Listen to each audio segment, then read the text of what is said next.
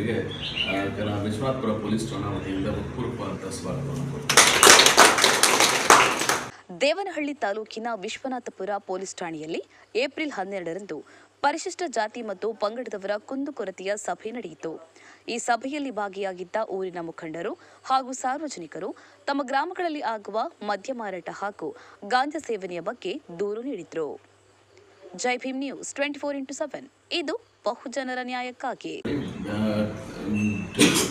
ಅಂದರೆ ಬಾರ್ಗಳಲ್ಲಿ ಟೈಮಿಂಗ್ಸ್ನ ಮೇಂಟೈನ್ ಮಾಡ್ತಾ ಇಲ್ಲ ಅಂತ ಹೇಳಿ, ಮತ್ತು ಈ ಕಸನ ಅಂದರೆ ಸಿಮೆಂಟ್ ಮತ್ತು ಕಾಂಕ್ರೀಟ್ನ ಲಾರಿಗಳು ತಂದು ಸುರಿತಾ ಇದ್ದಾರೆ ಅನ್ನೋದ್ರ ಬಗ್ಗೆ, ಅದರಿಂದ ಅಪಘಾತ ಸಂಭವಿಸ್ತು ಅನ್ನೋದ್ರ ಬಗ್ಗೆ ತಿಳಿಸಿರ್ತಾರೆ.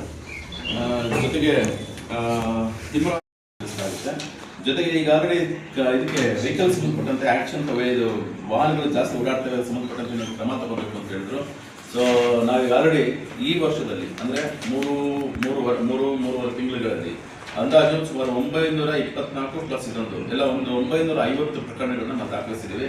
ಸುಮಾರು 5,20,000 ರೂಪಾಯಿಯಷ್ಟು ದಂಡನ ವಸೂಲು ಮಾಡಿದ್ದೀವಿ.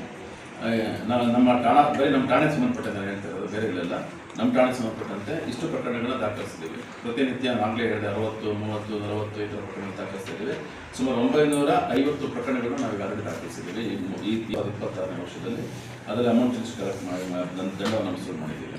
ಸೊ ಇನ್ನು ಹೆಚ್ಚಿನ ಪ್ರಕರಣಗಳನ್ನು ದಾಖಲಿಸಿ ಈಗ ಹೇಳಿದಾಗೆ ಮುರಳಿಯವರು ಹೇಳಿದಾಗೆ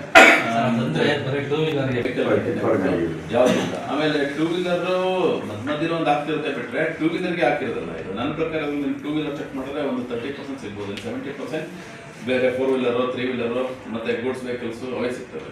ನೀವು ಚೆಕ್ ಮಾಡ್ತಿದ್ರೆ ಅಲ್ಲ ಖಂಡಿತ ತೋರಿಸ್ತೀವಿ.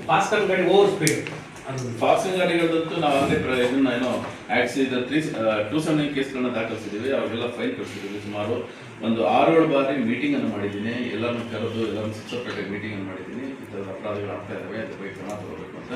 ಬರೀ ಇವರೊಬ್ಬರಿಗೆ ಎಲ್ಲ, ಫಾಕ್ಸ್ಕಾನ್ದು ಮೇನ್ ಚೀಫ್ ಅವರು ವೈಸ್ ಪ್ರೆಸಿಡೆಂಟ್ ಇದ್ದಾರೆ ಸುಜಯ್, ಅವ್ರಿಗೆ ಕೂಡ ನಾನು ತಗೊಂಡಿದ್ದೀನಿ. ಈ ಥರ ಆಗ್ತಾ ಇದೆ, ಇದ್ರ ಬಗ್ಗೆ ನೀವು ನಿಮ್ಮವರು ಕೂಡ ಮೀಟಿಂಗ್ ಮಾಡಿ ಇನ್ಸ್ಟ್ರಕ್ಷನ್ಸ್ ಕೊಡಿ ಅಂತ. ಸೊ ಅದೆಲ್ಲ ಕೂಡ ನಾವು ಮಾಡಿದ್ದೀವಿ.